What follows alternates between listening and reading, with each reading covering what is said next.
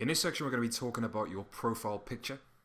So this is something really important to get right, not just because it's going to be at the very top, front and center of your account, but also when you comment on photos, which is going to be a really important way to gain traction on your account. On mobile, your profile picture is going to show up next to all of your comments. So it's really important to let people know who you are initially when you post, and also so that people can track and visually see who it is that they're interacting with. So it's all about brand recognition and getting this right. So something really important to get right from the offset.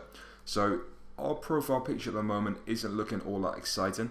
I just want to do something really quickly with it, and that's just add a black stroke around the side so that it's a bit more bold and a bit more compelling. So I'm going to take this opportunity to show you the best way to optimize your profile picture and make sure that you're not cropping off any of the edges in this circle. So this is Instagram's format for profile pictures is circular, as I'm sure you've noticed. So if you put a picture up there which is square or rectangular, then there's a very real possibility that you could cut off the edges here at the corners. So I use Photoshop. This is a premium bit of software. It's by no means as inaccessible as it used to be because it's available on subscription for a much more reasonable price. It depends which software you're using, which photo editing software you're using. There are free options online like Canva, but there's so many. I'm just going to give you a brief overlook of how I do it in Photoshop, and I'm sure you can figure it out in whichever software you use.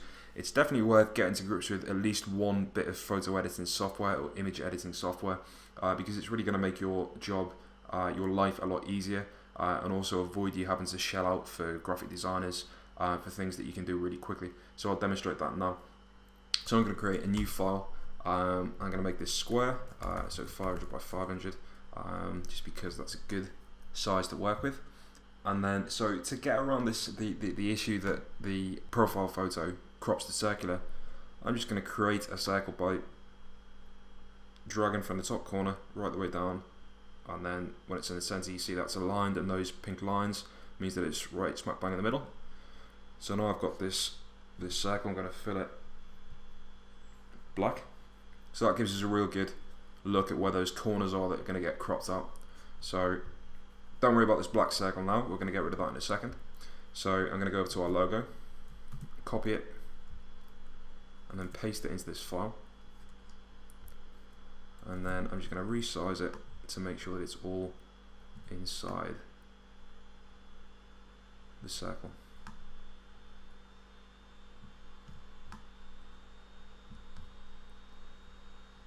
A bit more perspective on this, and I'm just going to get rid of these little white nuggets here.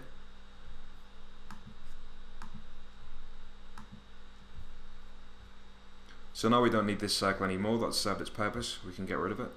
And I'm just going to add a small stroke. Again, adding a stroke isn't something which is necessarily important to you, this just happens to be what I'm doing with our picture to make it more stand out a bit more. So as you can see, that's added a bit more to it. So I'm just going to export this as a JPEG. That's important. Instagram likes JPEGs, it doesn't seem to like pings. So profile photo.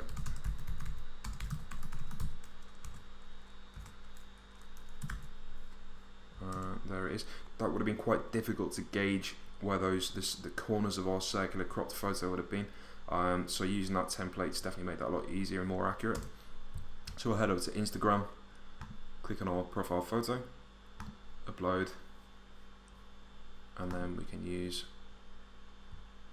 this photo here. Now we're done, submit, and then we head back over to our profile, and as you can see, that's a bit more bold, a bit more eye-catching, so I'm very happy with that.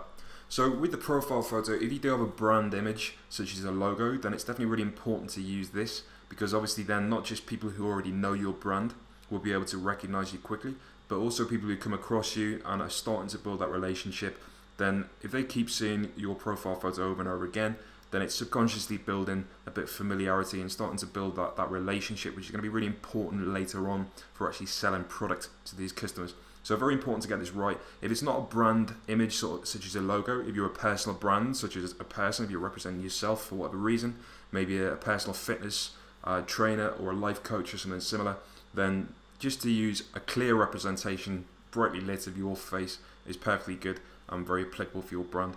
So depending on exactly what you're doing, then that's going to depend on your profile photo. But just those things to get right is to make sure that it's bold, to make sure that it's cropped correctly, so that you've not lost an eye in the corner here where it's been cut off, just so that people recognize exactly who you are and are building that all-important familiarity.